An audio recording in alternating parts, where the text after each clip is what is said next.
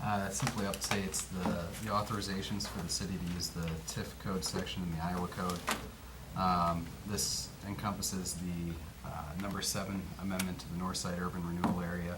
We will have one for the Northwest Urban Renewal Area, but had to finalize some legal language in there before it came before the ordinance was brought before the council. Can I ask a question? Sure. Am I understanding this, that all of the property taxes for everything in that area is now going into the TIF fund?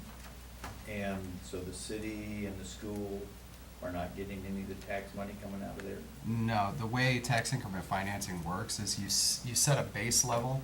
So let's say the district was started in, here we've got one that goes back to 97. I think this one goes back to 86.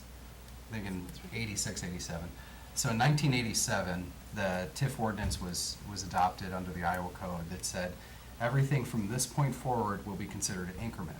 That increment is allowed let's say new structures, any improvements, additions onto existing buildings, whatnot. Anything that increases the property taxes is considered that increment.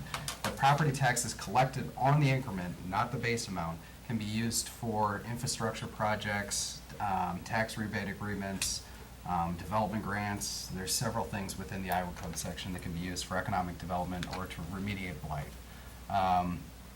Many of the projects that have been used have been like the Fritt property, the new water tower that improved flows to help with fire suppression, reducing insurance costs and allowing for increased development within the city, things like that. So the actual amount that's removed is just the increment portion, and it's whatever the city certifies. So it's not the full amount. So if the city says, I need every last dollar of that increment to pay off these debts, then it would be the full amount.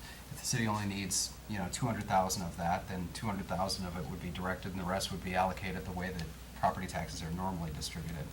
There's several exceptions to that. The school's PEPL, the physical plant and equipment levy, is not included in tax increment. And I think it's the technology levy for the school is not included in the increment. So there's two tax levies that are not included in that section. The rest of it is included. So the city, the county, and the rest of the school district's normal taxes outside of those two levies would go into that increment. Okay, thanks. Yep. You're the expert, but the way I understand, TIF does not affect school districts at all. No, that is not true. It affects them does. majorly. It has a major impact on them. A large portion of that is actually backfilled from the state. A large So, portion is backfilled. Yeah. But there's a reason why the superintendent of schools isn't in here every time we talk about TIF. We have consultation meetings. Every time we do a change, there's a consultation meeting that if any of the taxing authorities are opposed to the change, they can come to the consultation meeting, express their concerns.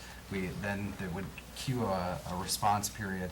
But before any of that goes on, we actually like to talk with the Board of Supervisors about the tax increment financing projects that are going on.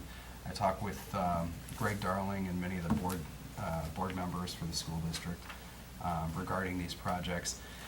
There are cities that do act in really, really poor ways and abuse tax increment financing for, you have the Iowa City, Coralville scenario where they're pirating businesses away from the neighboring community.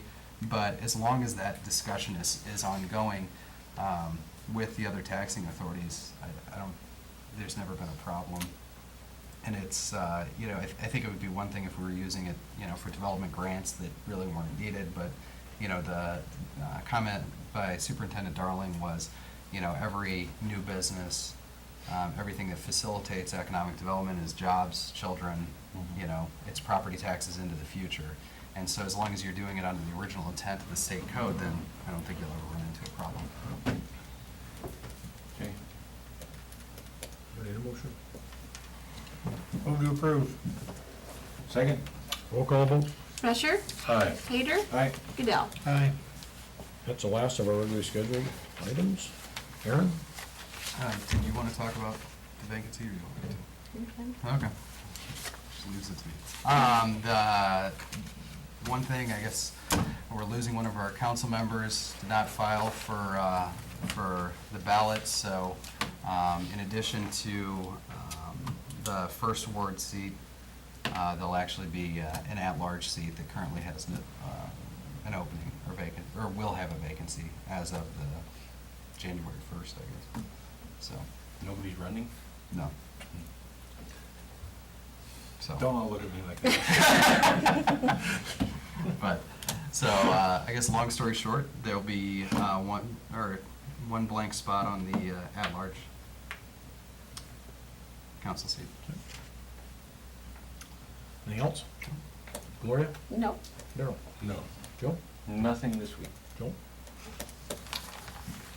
With that, we need a motion to schedule Monday, October 7th, 2013 at 5:30 PM as a date and time for the next regular meeting of the Humboldt City Council to begin the session at 6:32. Move. Second? All in favor? Aye. Thank you and good night.